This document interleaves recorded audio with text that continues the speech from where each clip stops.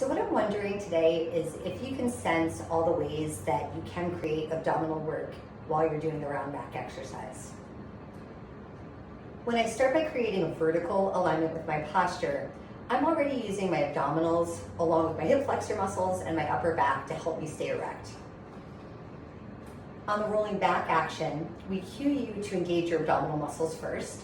So that's going to be a compressive force and also shortening the space between your hips and moves to start rolling yourself back. But then most of this movement I'm creating should come from my glutes curling the pelvis back. And I want to stop somewhere where my lower spine is flexed and my upper body is still pretty erect. Now as I move my arms out to the side, I'm taking the load away from my center so the abs have to do a little more work just to maintain this position. I'm going to keep my flex shape and I'm going to round forward while I'm pushing my arms back. So here, abs are working to keep that C shape. When I get back onto my sit bones here though, I could totally let go of that and just lay down towards my legs. So now the force you're making with your abs, I want you to imagine that it's trying to pull you back, like pushing yourself into the roundness of your mid-back where you can feel the ribs pressing against the skin in the back.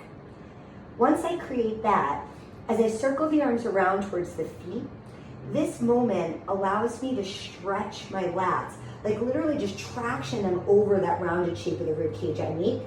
And when I run out of tension with the machine, I'm gonna exhale to help reinforce that pose. So I'm pushing the ribs back as the arms are reaching forward. Okay, so that's the hidden work here. It's easy to lose connection with that because you lose the tension in the ropes. But as you saw, I just kept moving smoothly, trying to let the freedom of motion happen at the shoulders while I was using the deep muscles in my abdomen to help me hold the shape. And then when I roll back up, I'm taking that support from my abs, but using my erector muscles to get me back to vertical. So rather than giving in to the collapse after all that hard work, create some opposition to the momentum of the machine, and then you'll maximize what your abs get, as well as get a great stretch for your shoulders.